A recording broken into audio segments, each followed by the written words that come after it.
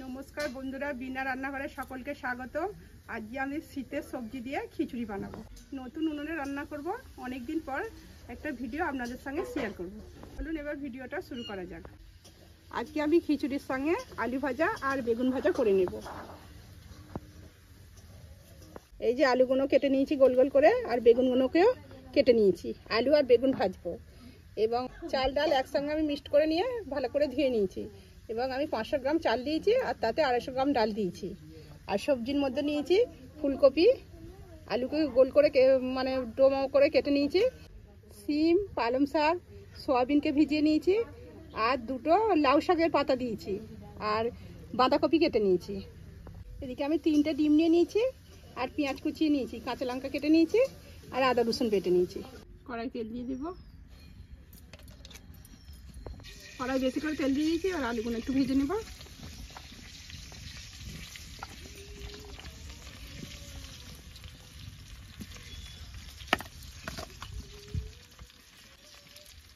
নুন দিয়ে দেবো,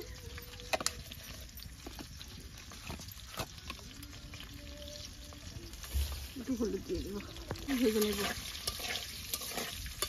তেলটা আমি একবারই দিয়ে দিয়েছি, আর দেবো না।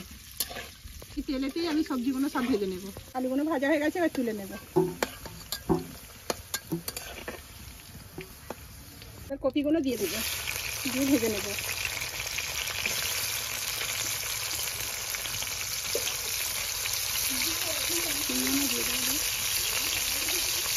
সিমগুলো দিয়ে দেবো, একটু হলুদ দিয়ে দেবো, একটু নুন দিয়ে দেবো, দিয়ে ওটা ভালো করে ভেজে নেব। কপি সিম ভাজা হয়ে গেছে, আমি এবার তুলে নেব।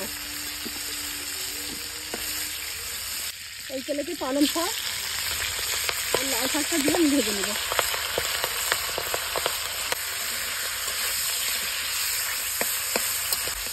লাল পালং শাকটা ভেজে নিচ্ছি, হালকা গন্ধটা কেটে যাবে, এই জন্য আমি ভেজে নিচ্ছি।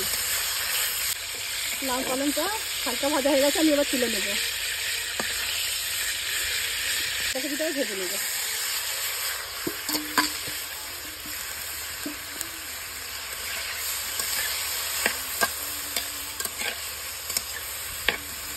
বাঁধাকপিটা ভাজা হয়ে গেছে, আমি তুলে নিচ্ছি। এবার কড়াই তেল দিয়ে দেবো, দিয়ে পেঁয়াজটা ভেজে নেব। পেঁয়াজটা ভেজে নেব, ভালো করে পেঁয়াজটা ভেজে নেব। আদা রসুনের সঙ্গে আমি সমস্ত মশলাগুলো দিয়ে দেবো। লঙ্কা গুঁড়ো 2 চামচ দিয়ে দেবো, হলুদ গুঁড়ো একটু বেশি দেবো, খিচুড়িতে একটু তবে কালার হবে, 3 চামচের মতো। জিরে গুঁড়ো 1 চামচ দেবো, জিরে গুঁড়োটা 2 চামচ দেবো, ছোটো চামচ তো 2 চামচ দেবো। আর ধনে গুঁড়োটাও 2 চামচের মতনই দিয়ে দেবো। এবার আমি নুনটাও দিয়ে দেবো পরিমাণ মতো।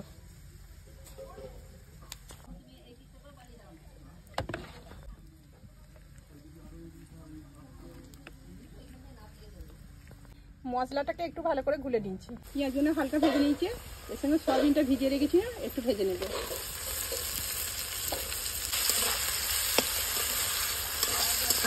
কাঁচা লঙ্কাটা দিয়ে দেবো,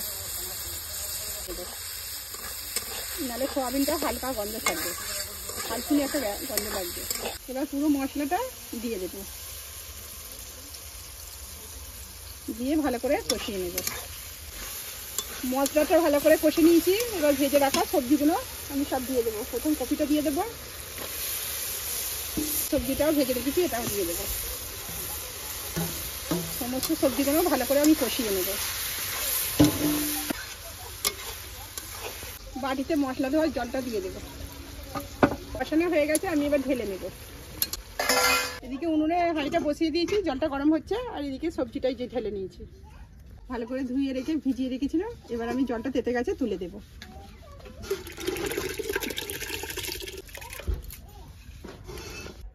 জলটা তেতে গেছে, চাল ডালটা আমি তুলে দিয়েছি। এবার চাল ডালটা একসঙ্গে সিদ্ধ হয়ে গেলে খিচুড়ি করার তারে আমি এবার সবজিগুলো তুলে দেবো। চাল ডালটা এখনো সেদ্ধ হয় না, আর একটু সেদ্ধ হবে। খিচুড়ির তারে চাল ডালটা পুরো সিদ্ধ হয়ে গেলে তবে ভালো হবে খিচুড়িটা। চাল ডালটা একটু ভেঙে গেলে তবে আমি সমস্ত সবজিগুলো যে কষে রেখেছি তবে সেগুলো দেবো। আর একটু হবে। চাল ডালটা অনেকটা পরিমাণে সেদ্ধ হয়ে গেছে, আমি এবার কষে রাখা সবজিটা দিয়ে দেবো। সবজিটা আবার দিয়ে দেবো।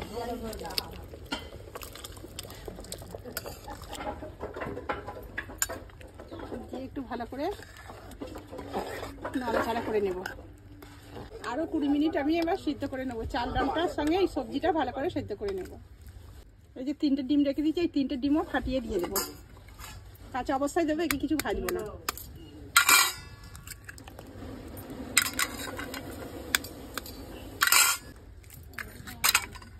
দিয়ে একটু ভালো করে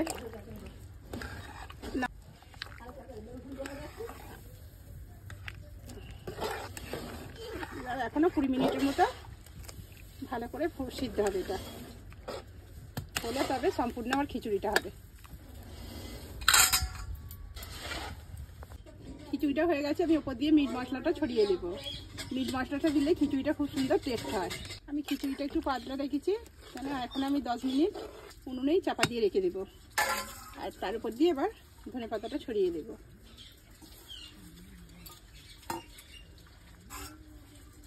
আমি এবার 10 মিনিটের মতো চাপা দিয়ে দেবো। 10 মিনিট হয়ে গেছে, উনুন থেকে নামিয়ে এবার হাঁড়িটা নামিয়ে নেব। এই যে খিচুড়ির কালারটা এরকম হয়েছে। এই যে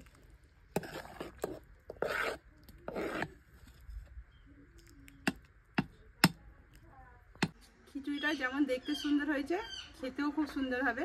তার সঙ্গে খিচুড়ির সঙ্গে আলু ভাজা আর বেগুন ভাজা, শীতে খেতে খুব ভালো লাগবে।